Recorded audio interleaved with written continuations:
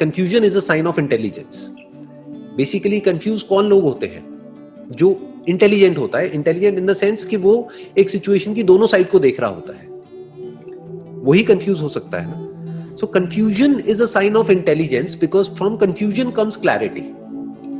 Problem क्या है, अगर हम कंफ्यूजन को नेगेटिव समझने लग जाएंगे तो होगा क्या, जैसे ही हम एक कंफ्यूज स्टेट ऑफ माइंड में जाएंगे तो बजाय हम खुश होने के हम और परेशान हो जाएंगे। हम चाहेंगे कंफ्यूजन ना हो, फिर हम उल्टे सीधे डिसीजंस लेने लग जाएंगे। तो व्हेनेवर यू आर कंफ्यूज्ड तो उसको एक तो पॉजिटिवली लो, अच्छा है कंफ्यूजन है, अच्छा है कि समझ नहीं आ रहा है कि मैं क्या करूं।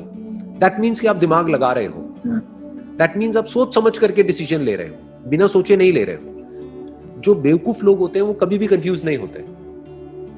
जैसे आप कभी किसी टेररिस्ट को कंफ्यूज नहीं देखोगे, उसको बिल्कुल क्लियर है कि उसको क्या करना है, क्यों करना है, वो किसके लिए कर रहा है, उसको सब कुछ पता है। There is no confusion, there is no doubt in his mind whatsoever. But अगर एक सेन माइंड होगा, एक लॉजिकल माइंड होगा, उसमें कंफ्यूजन आना ही आना है। सो जब भी कंफ्यूजन आए आराम से पेपर पेन लो और जो भी सिचुएशन है उसके प्लस माइनस लिखते चले जाओ। ये हम नहीं करते हैं। हम क्या करते हैं, माइंड में ही उलझे रह जाते हैं, अपने अंदर ही हम कुछ बोलते रहेंगे तो वो और कंफ्यूजन बढ़ता चला जाता है। वो बुरा है, कंफ्यूजन बुरा नहीं है, क्योंकि कंफ्यूजन हमारा दोस्त है। वो हमारे माइंड के लिए एक तरीके की एक्सरसाइज है। जैसे बॉडी के लिए एक्सरसाइज होती है ना, तो माइंड के लिए क्या एक्सरसाइज है? यही तो है कि दो ऑप्शंस आ गए हैं आपके सामने, दो रास्ते आ गए, अब चुनो दोनों में से क्या करोगे क्या नहीं। दोनों के अपने प्लस माइनस है, दोनों में यू कांट बी 100% श्योर, तभी कंफ्यूजन हो रहा है। यू आर नॉट श्योर कि ये करूं या ये करूं, इसमें ये हो सकता है, इसमें वो हो सकता है। तो पेपर पेन लो, आराम से बैठ करके लिखो, एक एक चीज को बारीकी से देखो कि इसके प्रोज एंड कॉन्स क्या है।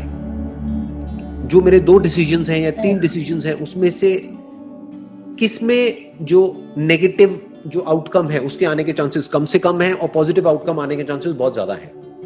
या बेटर स्टिल, अगर आपकी लाइफ की कोई सेंट्रल विजन है जो बहुत सारे लोगों की लाइफ में नहीं होती है, कोई कोर है आपके पास में, तो बहुत आसान हो जाता है कंफ्यूजन से बाहर आना। मैं आपको एग्जांपल दे देता हूं। जैसे अगर आपका माइंड क्लियर है कि this is what I want from my life, this is why I am alive, तो आप उससे कनेक्ट करके देखो उन 2 डिसीजंस को, कि वो जो आपकी लॉन्ग टर्म विजन है कि आने वाले 10 साल बाद, 20 साल बाद, जैसे भी आप अपनी लाइफ को देखते हो, उससे क्या कनेक्ट हो रहा है। अगर उससे कनेक्ट नहीं हो रहा है और शॉर्ट टर्म में आपको प्रॉफिट भी हो रहा है तो छोड़ दो, क्योंकि वो आपको आउट ऑफ ट्रैक ले जा रहा है, वो आपको भटका रहा है। बट अगर आपकी वो लॉन्ग टर्म विजन से कनेक्ट हो रहा है तो फिर कर दो। लाइफ में अगर इफ यू रियली वांट के डिसीजंस क्विक हो जाए, मतलब ज्यादातर लोग चाहते हैं बट समझते नहीं है कि कैसे होगा, कि मतलब if you want to take instant decisions, 1 second में डिसीजन लिया, हाँ तो हाँ, ना तो ना, तो वो कैसे होता है? सबसे पहले आपको अपने लिए डिफाइन करना होता है that what is it that I want from my life, कि मुझे अपनी लाइफ से चाहिए क्या है। फॉर एग्जाम्पल, अगर आपके लिए है पीस ऑफ माइंड, तो आप ऐसे लोगों से दूर रहोगे जो भी आपकी माइंड की पीस को अननेसेसरली डिस्टर्ब करते रहते हैं। जैसे कुछ लोगों का नेचर होता है लड़ने झगड़ने का, उनको मजा ही उसी में आता है, राइट? हमारी फैमिली में भी होते हैं, फ्रेंड सर्कल में भी होते हैं, रिलेटिव्स में भी होते हैं। तो ऐसे लोगों से आप अपने आप ही एक डिस्टेंस मेंटेन कर लोगे, क्योंकि वो आपकी लाइफ के सेंटर पॉइंट से कनेक्ट नहीं होता है। चाहे उससे आपको कितना भी फायदा हो रहा हो, आप कहोगे नहीं भैया मेरे को इससे दूर ही रहना है, थोड़ा फाइनेंशियल लॉस भी होगा कोई बात नहीं, बट मुझे इन चक्करों में पड़ना ही नहीं है।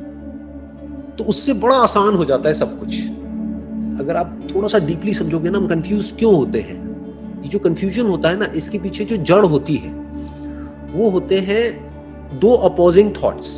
एक तरफ से ग्रीड चल रही होती है, एक तरफ से फियर चल रहा होता है। एक तरफ से हमारे अंदर एक डिजायर होता है काम को करने का, लेकिन एक डर भी कहीं ना कहीं उसके साथ में जुड़ा होता है, उसके कॉन्सिक्वेंसेस की वजह से। तो अगर आपने डिफाइन कर लिया है कि मेरी लाइफ का सेंटर पॉइंट क्या है, कि why I am doing what I am doing, तो फिर डिसीजंस बड़े आसान हो जाते हैं। फिर वो ग्रीड आपके ऊपर हावी नहीं हो सकती और डर कोई है ही नहीं वहां पर। For example, if somebody comes to me, जैसे अगर मैं आपको अपना एग्जाम्पल दूं, हो सकता है आप उससे अपने आप को रिलेट करके देखोगे। अब मैंने क्या किया हुआ है, अपनी लाइफ के लिए प्रॉपर्ली डिफाइन किया हुआ है, जो ज्यादातर लोग नहीं करते हैं। मैंने प्रॉपर्ली डिफाइन किया हुआ है कि ये जो मैं अभी कर रहा हूं, जैसे अभी आपसे बात कर रहा हूं, ये जो मैं सेशंस कर रहा हूं, ये मेरा पैशन है। ये मेरा प्रोफेशन नहीं है। तो कोई भी अगर मेरे पास में आता है, बहुत तरह के लोग अप्रोच करते हैं, पता नहीं कहां से, अगर मेरे पास आएंगे कोई भी ऑफर लेकर के, तो मेरे माइंड में कोई कंफ्यूजन नहीं है, पहले ही ना है।